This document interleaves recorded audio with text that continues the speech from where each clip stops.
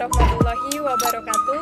Perkenalkan, nama saya Diah Ayu Novitasari dari kelas 10 OTKP 2. Pada kesempatan kali ini, saya akan mempresentasikan suatu materi dalam mata pelajaran administrasi umum yang dibina oleh Ibu Sumarti.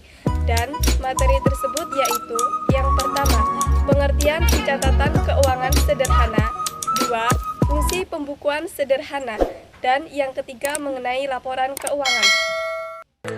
Pertama adalah mengenai pengertian pencatatan keuangan sederhana. Pencatatan keuangan sederhana adalah hal yang sangat penting bagi kelangsungan suatu bisnis. Pencatatan keuangan sederhana atau pembukuan sederhana adalah cara pencatatan transaksi dengan tidak menggunakan buku jurnal yang terlalu banyak untuk menghasilkan laporan keuangan. Adalah mengenai fungsi pembukuan usaha. Fungsi pembukuan usaha yang dilakukan oleh setiap pemilik usaha diantaranya adalah yang pertama, mengetahui setiap transaksi yang ada dan dilakukan oleh perusahaan.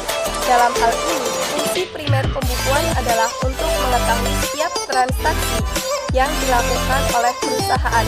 Kemudian yang kedua, dapat mengetahui keuntungan atau kerugian yang ada dengan mengetahui setiap transaksi yang ada pada setiap harinya dan mengetahui arus uang atau barang yang ada dalam perusahaan, maka bisa pula diketahui estimasi keuntungan yang akan diraih atau kerugian yang akan diderita.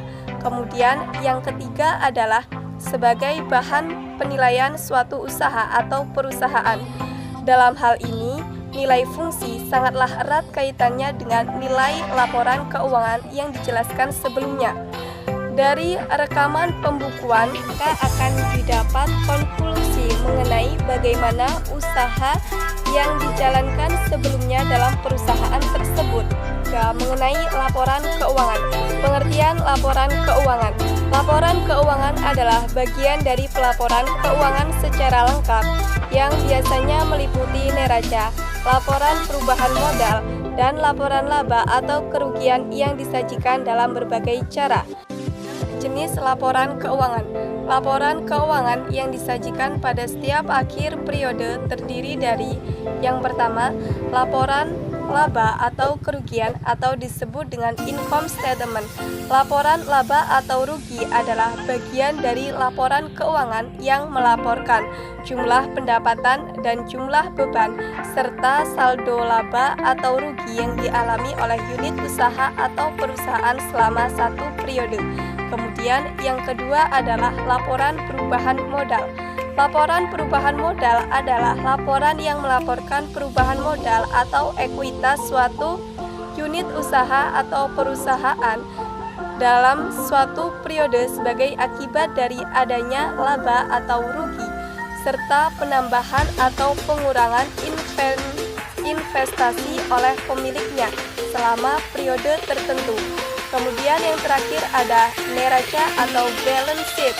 Neraca adalah unsur dari laporan keuangan yang memuat atau melaporkan mengenai posisi harta, uang, dan ekuitas atau modal unit usaha atau perusahaan pada tanggal tertentu. Sekian presentasi materi dari saya. Terima kasih. Kurang dan lebihnya saya mohon maaf. Akhir kata, wassalamualaikum warahmatullahi wabarakatuh.